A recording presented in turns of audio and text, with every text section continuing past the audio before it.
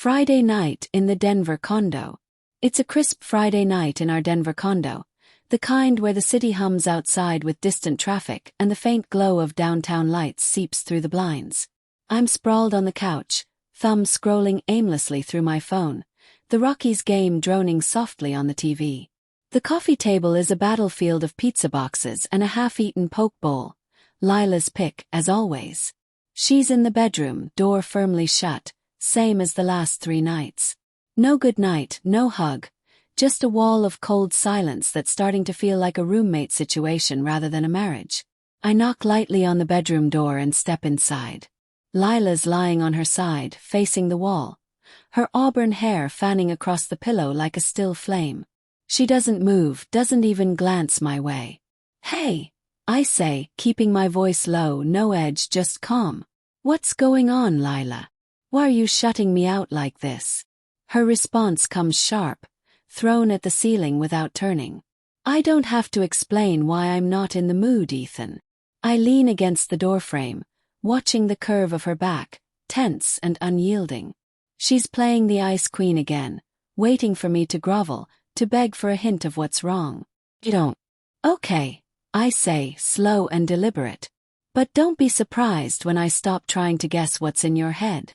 Her head snaps around, green eyes narrowing like I've crossed a line. "What's that supposed to mean?" I hold her gaze steady. "It means I'm done chasing shadows. You want to talk, I'm right here. You want to freeze me out, I'm not playing that game." She sits up, jaw tight, her voice cutting. "You're supposed to care, Ethan. That's what husbands do." I let out a short, dry laugh.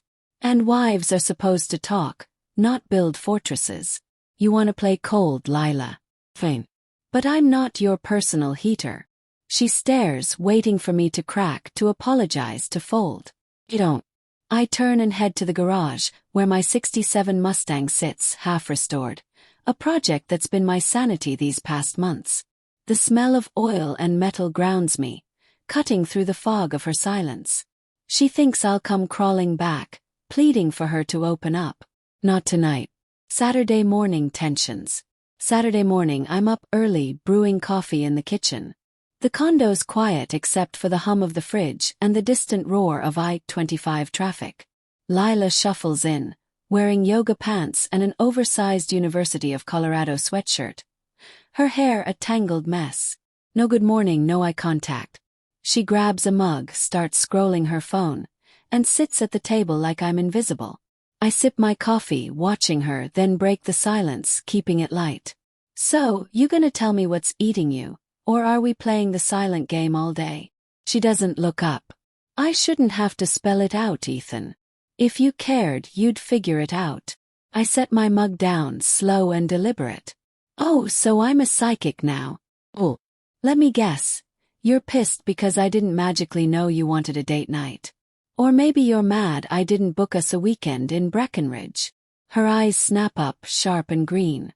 "Don't make it sound like I'm crazy. You used to care about us. You used to plan things, dinners, that Coldplay concert. Now you're just here like I'm invisible." "Invisible," I repeat, leaning against the counter, voice steady. "Lila, I work 50 hours a week at the tech firm, debugging servers, wrangling coders. I pay the mortgage on this place, keep the fridge stocked, fixed your car when it crapped out on it, 25 last month. If that's invisible, what's your definition of showing up?" She scoffs, tossing her hair back. "Paying bills isn't romance, Ethan. You think that's enough? You think I should just be grateful and shut up?" Heat creeps up my neck, but I keep my cool. "I think you should say what you want instead of expecting me to crack a code. You're not a puzzle, Lila. You're my wife. Talk to me." She stands, chair scraping the hardwood. "I shouldn't have to beg for attention. If you don't get it, that's on you." I nod, calm as hell. "Fine. But if you're not talking, I'm not paying for silence. From now on, I cover my half of the bills, and you figure out yours." Her jaw drops like I've slapped her. "What's that supposed to mean?" "You're cutting me off." I shrug, sipping my coffee. "It means I'm done bankrolling your cold shoulder. You want to act like I'm just a paycheck. I'm not footing the bill for your attitude." She freezes, eyes blazing, then storms out, leaving her coffee half drunk. I stare at the mug, steam curling up. She's setting the board, thinking I'll chase. Not happening. I grab my laptop, log into our joint account, and transfer half the balance to my personal one. Just enough for my share of the mortgage and utilities. I freeze the joint credit card through the bank's app, setting it to cover only essentials. Then I text my sister, Sarah. You free for coffee? Need a reality check? She replies in seconds. Brood awakening 11. What's Lila pulling now? I don't answer the last part, just grab my jacket and head out. Coffee with Sarah. Sarah's already at Brood Awakening, a cozy coffee shop near Whole Foods, sprawled in a corner booth with a black coffee and a half-eaten bagel. She's a corporate lawyer, mid-30s, sharp-witted and no-nonsense. Her dark hair pulled back like she's fresh from court. You look like you got hit by a truck, she says as I slide in. Thanks, I mutter, ordering an espresso. Lila's on one. Went full ice queen last night, shut me out, said she doesn't have to explain why she's not in the mood. I told her I'm not paying for silence. Sarah snorts, wiping cream cheese off her fingers. Damn, Ethan, going for the jugular. She's testing you, wants to see if you'll grovel or snap. You groveling? Nah, I say, leaning back, sipping the bitter espresso. I'm done with that. She wants to play cold, I'm colder. Moved some money out, froze the card. She's gotta step up or step out. Sarah raises an eyebrow, her grin sharp. Bold move but smart. My ex pulled that silent crap.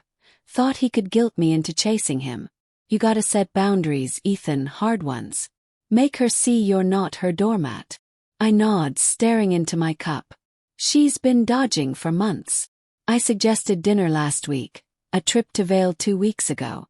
She shot both down, then says I'm not trying. What's her deal? She's fishing for control, Sarah says, leaning forward.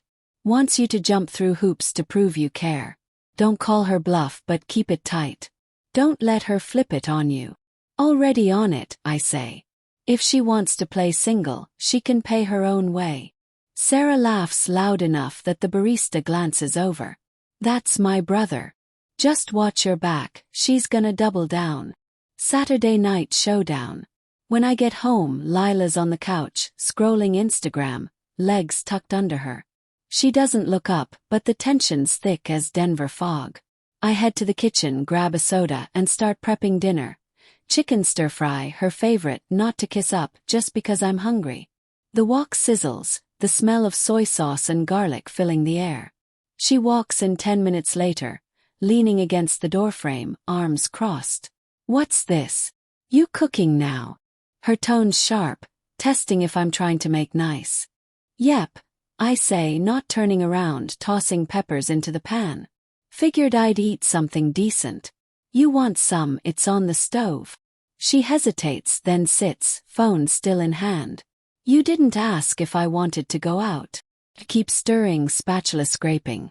You didn't seem in the mood to talk last night, so I didn't push. Her voice sharpens. You're punishing me now because I didn't spell out what I wanted. I turn, wiping my hands on a dish towel, leaning against the counter. Punishing? Nah, I'm just living my life, Lila. You want something, say it. I'm not your personal assistant, and I'm not playing guessing games. She glares, jaw tight. You're supposed to care about what I need, Ethan. That's what husbands do, or did you forget? I laugh low and dry. Obligated. That's for utility bills. Relationships are about choice, give and take. You've been icing me out for weeks. No talks, no hugs, just attitude. You wanna call me out? Fine, but don't expect me to run circles guessing why you're pissed. She freezes like I've hit a nerve. You're so cold now, Ethan. You used to fight for me. You used to care. Her voice cracks, but it's anger, not sadness. I meet her eyes, calm as ever. I'm cold.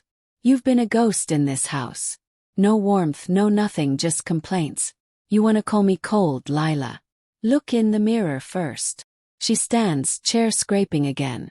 You're impossible. You don't even try to understand how I feel. You just sit there, all logical like I'm some bug in your code. I lean forward, voice steady. I'm listening, but you're not saying anything real. You're just throwing feelings at me and expecting me to catch them. Tell me what you want straight up. No games. She steps closer, voice rising. I want you to care. I want you to act like you love me, not like I'm some obligation. You're pushing me away, Ethan. I don't blink. Pushing you away. That's your choice to clam up. Mine's to stop bankrolling your silence. You want love, give it. Don't just demand it and cry foul when I don't deliver on your script. Her face flushes and she spins, storming out. The bedroom door slams. I finish cooking, plate my food, and eat alone. Her plate sits on the counter, untouched. She wants a war. I'm not firing first, but I'm not surrendering either.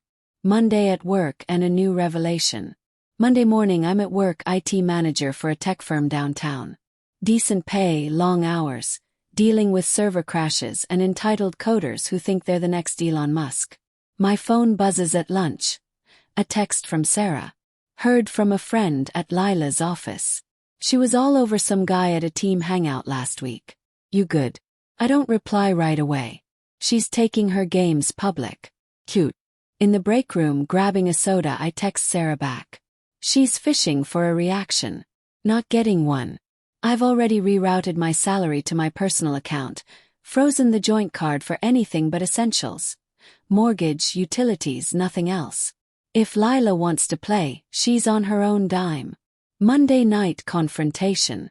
When I get home, Lila's waiting in the living room, arms crossed, wearing that navy dress she knows I like. Calculated move. Hey, she says, softer, like she's flipped a switch. Can we just talk? Sure, I say, dropping my bag by the door. I grab a dining chair, spin it around, and sit backward, arms on the backrest. Her face twitches, but she pushes on. I feel like we're drifting, Ethan, she says, voice practiced. Like you don't even see me anymore. I nod slowly. Okay, so why's it always me who's gotta fix that? You've been distant for months. No talks, no warmth, just complaints. What's your part in this? She blinks, caught off guard. My part? I'm trying. I'm here talking to you now. Talking? I raise an eyebrow. You're accusing. Big difference. You say I'm distant, but you're the one shutting down. Last week, I asked you to dinner at that Italian place on 16th Street. You said no. 2 weeks ago, I pitched a weekend in Vail, skiing, the works. You said you were busy. So what's the real problem, Lila? She shifts, hands twisting in her lap. You're twisting this. I'm not the bad guy here. Never said you were, I reply, calm. But you're acting like I'm the only one who's gotta step up. Relationships go two ways. Where's your effort? She stands, pacing, heels clicking on the hardwood. You're impossible. You don't even try to understand how I feel. You just sit there, all logical, like I'm some bug in your code. I lean forward, voice steady. I'm listening, but you're not saying anything real. You're just throwing feelings at me and expecting me to catch them. Tell me what you want straight up. No games. She stops, glaring. I want you to care. I want you to act like you love me, not take me for granted. You're pushing me away, Ethan. I don't blink. Pushing you away. That's your choice to clam up. Mine's to stop bankrolling your silence. You want love, give it. Don't just demand it and cry foul when I don't deliver on your script. She steps closer, voice low and venomous. You're heartless sometimes, Ethan. You think you're so above it all, don't you? Mr. Perfect, never wrong. I shrug, leaning back. Call me what you want. I'm not the one playing games. You wanna talk, I'm here. You wanna fight. I'm not. She stares, waiting for me to crack. You don't. She grabs her purse and storms out, the front door slamming. I hear her car peel out. You don't chase. Wednesday with Sarah. Call Sarah. Hey, you free to swing by this week? Things are heating up. Lila escalating? She asks, half laughing. Something like that. Sarah shows up Wednesday evening, jeans and a blazer. Her dark hair pulled back like she just left court. Lila's home, in the bedroom, probably sulking or posting another selfie. Sarah plops onto the couch, cracking open a soda. So what's her deal now? She asks, loud enough for the condo to hear. I sit across from her in the armchair, keeping my voice low. Same old, went full ice queen, said she doesn't have to explain herself. Thinks I'm a robot for not reading her mind. Oh, and I hear she's flirting with some guy at work to get a rise out of me. Sarah snorts, kicking her boots up on the coffee table. She's testing you. Classic power play. Wants to see how far she can push before you snap or grovel. You groveling? Nah, I say, sipping my soda. I'm done with that. Told her I'm not paying for silence. Moved the money, froze the card. She's gotta step up or step out. Sarah's grin sharpens. Good. She's fishing for control, wants you to jump through hoops to prove you care. Don't set boundaries, hard ones. Make her see you're not her emotional punching bag. Lila walks in, arms crossed, in leggings and a tight tank top like she's about to hit yoga but decided to eavesdrop. What's this? A family meeting about me. Her tone's sharp, with a nervous crack. Sarah doesn't miss a beat. Nah, just catching up with my brother. You got something to say, Lila. Say it. Lila glares at me, jaw tight. You're talking crap about me to your sister now? Keep my cool, leaning back. I'm talking about us. You got a problem with that? Join the conversation instead of throwing shade from the sidelines. Her face flushes. You're ganging up on me. Real mature, Ethan. Sarah laughs sharp. Oh please. If anyone's ganging up, it's you trying to guilt-trip my brother into whatever game you're playing. You want respect. Earn it. Lila's eyes blaze. You don't get to lecture me, Sarah. This is my marriage, and you're tanking it. Sarah shoots back, leaning forward. You wanna play victim. Fine, but don't act surprised when Ethan stops playing along. Cut in calm but firm. Lila, I'm not ganging up. I'm done with the silent treatment and the tests. You want me to care. Show me you do. Simple as that. She looks at me, eyes like a cornered animal. You're so cold now, Ethan. You used to fight for me. You used to care. What happened to you? I don't flinch. What happened? You started treating me like a prop instead of a partner. You shut down, dodged demand. I'm not your servant, Lila. I'm your husband. Act like it, or we're done. She spins and storms out, the bedroom door slamming. Sarah shakes her head, sipping her soda. She's spiraling, Ethan. Watch your back, she's gonna double down. Friday night at the lounge. Friday night, we're at an after-work lounge downtown with Lila's work friends. She's been icing me out all week but insisted I come to this team hangout, probably to keep up appearances. I'm nursing a soda, chatting with her coworker, Nate, a chill graphic designer with a beard and a thing for artisanal coffee. Lila's across the table, laughing too loud with some guy named Caleb. Her hand on his arm like it's glued there. It's a show and I'm the audience. Nate notices, leaning in. She's laying it on thick, huh? I smirk, swirling my soda. Yep. Thinks I'll lose my shit. Not happening. Lila's voice cuts through the chatter, loud and deliberate. Ethan, you're so quiet tonight. Don't you have anything to say? She's smiling, but it's a challenge meant to draw eyes. I lean back, casual, meeting her gaze. Just enjoying the vibe, Lila. You seem to be having fun. Caleb's keeping you entertained, yeah? Her smile falters, but she recovers fast. Oh, come on, don't be jealous. It's just a conversation. Her laugh is forced, and the table goes quiet. Caleb shifts, awkward. I keep my tone light, but my words are a blade. Jealous? Nah, I'm just wondering when you started needing an audience to feel good about yourself. Nate coughs into his drink, stifling a laugh. Caleb mumbles about the bathroom and bolts. Lila's face freezes, eyes narrowing. That was low, Ethan, she says, voice tight, loud enough for everyone. I shrug, sipping my soda. You were putting on a show, flirting with Caleb to get a rise out of me. Weak move, Lila. I'm not playing. The table shifts uncomfortably, eyes on phones. Lila's friend, Tara, a loud marketing type with a fake laugh, jumps in. Come on, Ethan, lighten up. She's just having fun. I turn to Tara, smile cold. Fun. If she wants to play single, she can, but I'm not her prop for the night. Tara's mouth opens, then shuts. Lila grabs her purse, face red, and storms toward the door. I'm done, she snaps, not looking back. I don't follow. Nate claps my shoulder. Damn, man. Surgical. The aftermath at home. When we get home, Lila's pacing the living room. The second the door closes, she's on me. What the hell was that, Ethan? You embarrassed me in front of everyone. I toss my keys on the counter, unfazed. You embarrassed yourself, Lila. Flirting with some random guy to bait me. That's not my problem. You want attention. Get it without using me as a punching bag. She steps closer, voice shaking with anger. You're heartless, Ethan. You don't feel anything, do you? I meet her eyes, calm but sharp. I'm a man, Lila. That's why I'm not falling for your tantrums. You want to provoke me to feel powerful. Knock yourself out, but you're not getting it from me. She freezes, hands gripping a chair. You're pushing me away, Ethan. You're the one ruining this. I shake my head, voice steady. Ruining it. You checked out months ago.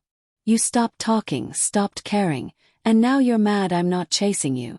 That's not me pushing you away. That's you running out of moves.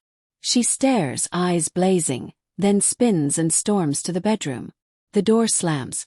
I don't follow. She's out of plays and she knows it. 2 weeks later. The Arctic chill. 2 weeks later, things are Arctic.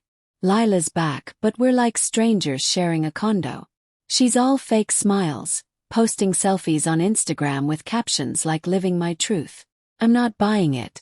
I've rerouted my salary to my personal account, frozen the joint card for essentials, and started looking at apartments downtown, just in case.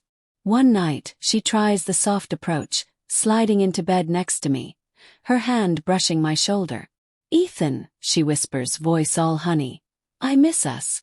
Don't you? I don't move, staring at the ceiling. Miss us.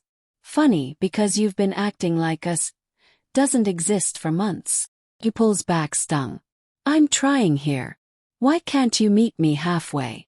I sit up, looking her dead in the eyes. Halfway. I've been carrying this relationship solo while you play games. You want us? Start acting like it. No more tests, no more silent treatment. Be real, or we're done. She starts crying, but I'm not falling for it. You're so cruel, she says, voice breaking. You don't.